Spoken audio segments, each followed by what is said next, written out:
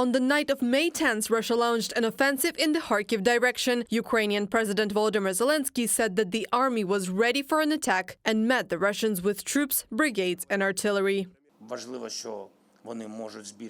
It is important that they can increase their forces and bring more troops in this direction. This is a fact, but our army and our military command were aware of this and calculated their capabilities to meet the enemy with fire. Now a fierce battle is underway.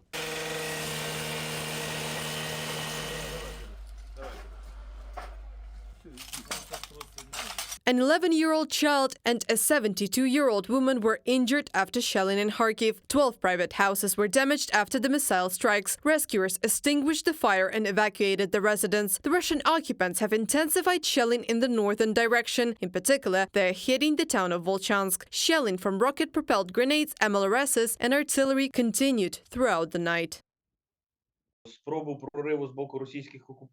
An attempted breakthrough by Russian forces was defeated. The enemy is intensifying its firepower and using the full range of artillery and targeted airstrikes. The defense forces and the State Border Guard Service, as part of the defense forces, are also fighting near Volchansk in the north of Kharkiv region. The attacks were repelled and fighting of various intensities continues. Over the course of the day, the enemy launched airstrikes using guided bombs in the Volchansk direction. This was reported by the Defense Ministry, which described attempts by Russian saboteurs to break through the Kharkiv region as unsuccessful.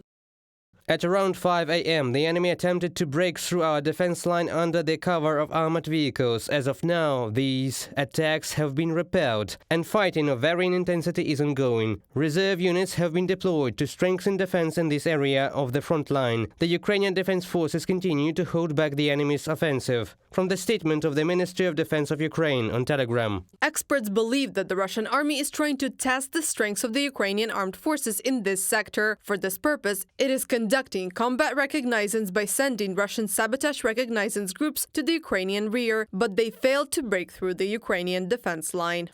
The Ukrainian armed forces are confidently holding their positions. Not a single meter has been lost. The enemy grouping does not pose a threat to Kharkiv. The Russians only have enough forces for provocations in the northern direction. Our authorities are working and fulfilling their duties. We urge the civilian population of border settlements to be in shelters, because for the enemy there is no difference to strike military infrastructure or unarmed civilians.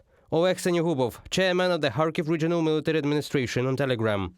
Kharkiv region authorities urge residents of Volchansk and Lipetsk directions of Kharkiv region to evacuate. The Center for Countering Disinformation under the National Security and Defense Council believes that the Russians do not have the forces for a large-scale offensive against Kharkiv, although the increase in the number of Russian troops in this direction is clearly visible.